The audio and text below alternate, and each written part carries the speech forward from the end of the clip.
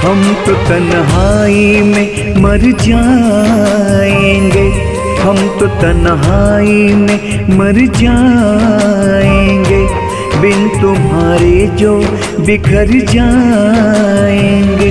एक नजर देख ही लो प्यार से गर, एक नजर देख ही लो प्यार से गर, हम मोहब्बत में संवर जाएंगे, हम मोहब्बत में संवर जाएंगे।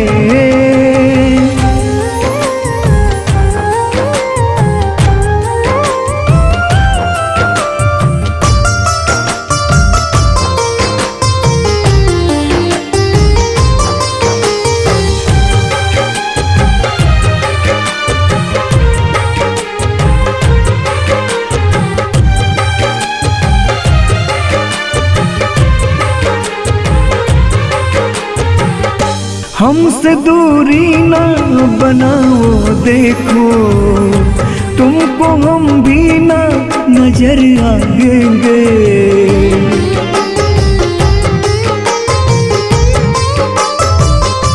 हमसे दूरी ना बनाओ, देखो तुमको हम भी ना नजर आएंगे। साथ तुम हो तो सफर आसान है, छोड़ कर तुमको किधर जाएंगे, छोड़ कर तुमको किधर जाएंगे। हम तो तन्हाई में मर जाएंगे, बिन तुम्हारे जो बिखर जाएंगे। एक नजर देख ही लो प्यार से गर, एक नजर देख ही लो प्यार से गर, हम मोहब्बत में संवर जाएंगे, हम मोहब्बत में संवर जाएंगे।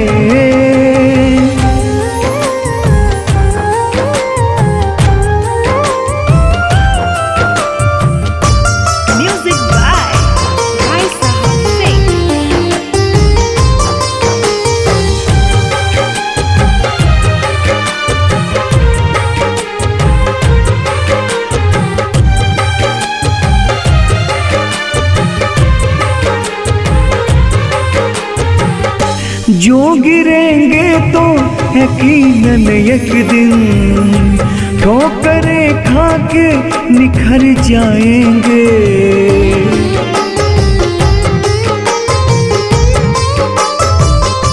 जो गिरेंगे तो यकीनन एक दिन ठोकरें खा के निखर जाएंगे।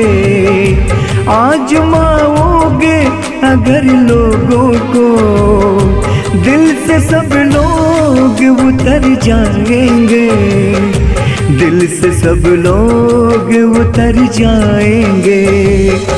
हम अंधेरों में जल रहे हैं, दीप है दीप सा कर जाएंगे। एक नजर देख ही लो प्यार से गर, एक नजर देख ही लो प्यार से गर, हम मोहब्बत में संवर जाएंगे, हम मोहब्बत में संवर जाएंगे।